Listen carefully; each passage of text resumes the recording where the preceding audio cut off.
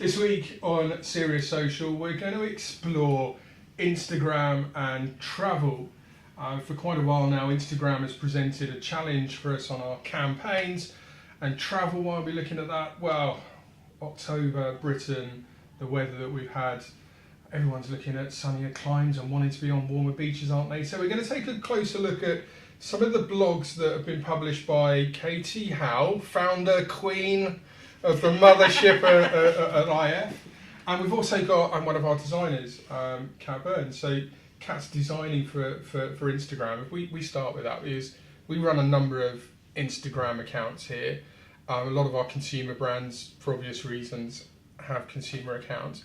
But there's been a limitation for us with regards to posting content, right? Right, so Instagram, as it says in the name, it wants to be instant, which is why they've limited the upload of photos just from the app and from the mobile browser, which was launched earlier this year in spring, I believe. So now this genius kid, a computer engineer student and photographer, he was just frustrated with the fact that every time he had a collection of photos from his DSLR camera, he would have to have them on his computer and then email himself to his phone. So then he went on his phone and uploaded them on Instagram. And I suppose, like myself and many other people, we were just really frustrated with this.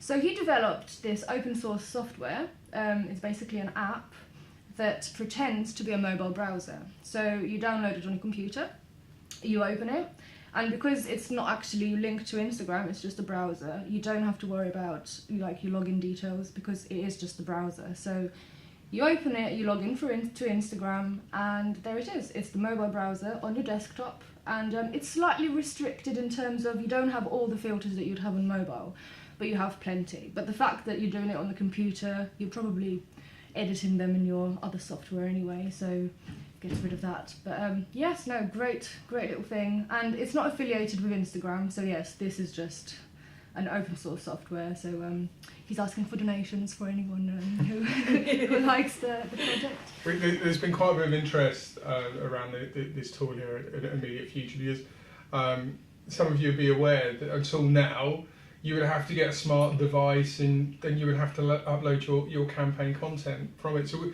the teams literally will be there on tablets, serving content for your Britas, your Princess Cruises of the world. So this is a bit of a game changer for us. We're quite excited about it.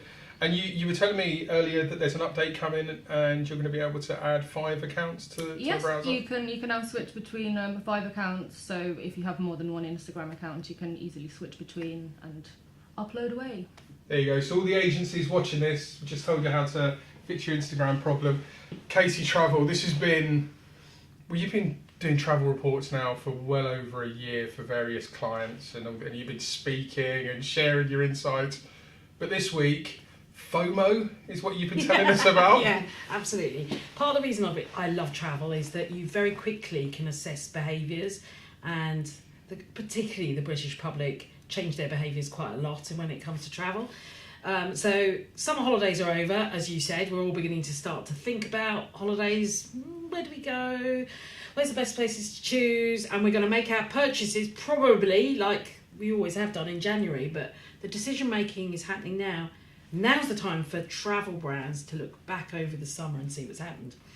And there's a couple of little kind of changes from year on year that have become quite intriguing. And one of them is that we're beginning to choose which holiday we want. In fact, 53% of us are now choosing the holiday we will take based purely on how unique and adventurous it is going to be. So we're kind of Instagramming our holiday before we even book it, which is, mad, but I can see why. And the challenge with that is now saying, how do we represent a particular holiday beyond the blue skies, blue seas and golden beaches?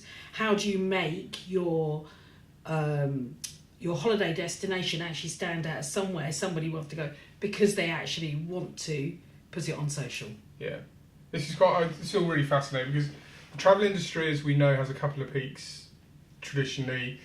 January bookings, they have all the discounts that come out, and then towards summer there's another peak.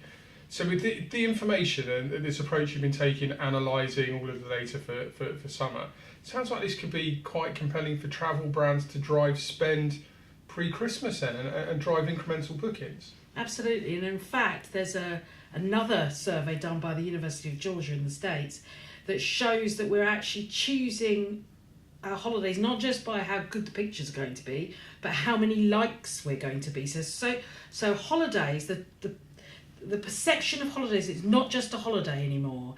It's actually something that is creating content for you as a user that will get you more likes, because we're so off chasing the likes and the shares. So we're looking for social validation is the only way I can put it. We want to be validated, and it's really interesting given that 23% of us say we turn off our devices on holiday. We're not really. Might not be answering work emails, but actually we're taking pictures that we can show off to get more likes. It's so just true. Really weird, isn't it? But I think you're absolutely right. I think brands need to understand that, and the sort of very standard imagery we've got, we need to change.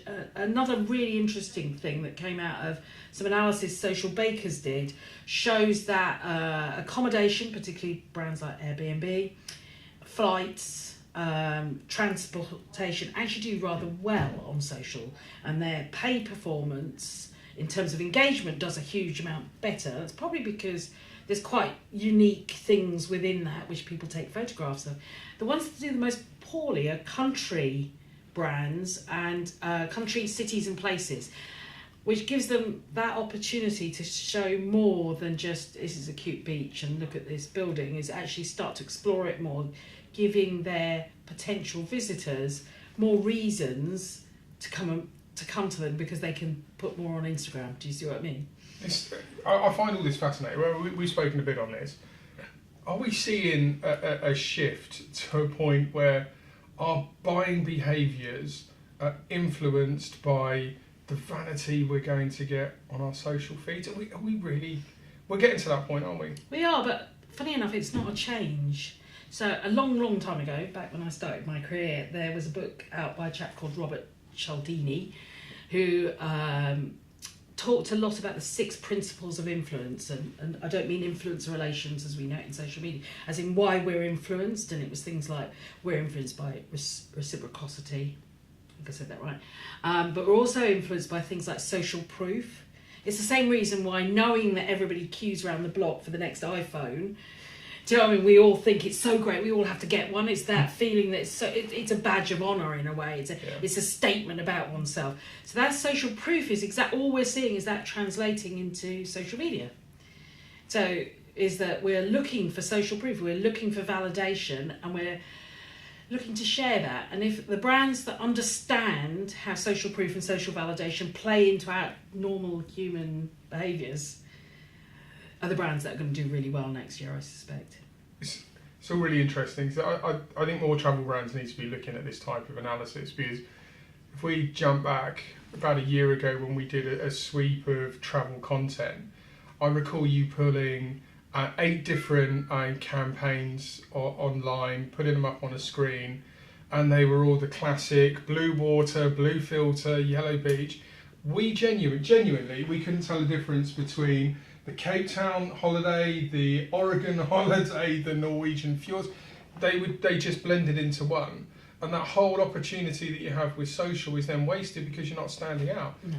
But this insight, used correctly, you can stand out on Instagram and you can post your content using your new tool. Exactly. So if you're a travel brand, we've really helped you this week. If you've got any questions about any of the information that's been shared, you want to hear more about the data and the insight that Katie's been looking at, go on to any of our channels or hashtag Serious Social. Bob us a question and the team will happily address it. You can catch all of our videos, all of the interviews that we're doing around our blog content on hashtag Serious Social. For now, thank you very much for watching, and we'll see you again soon.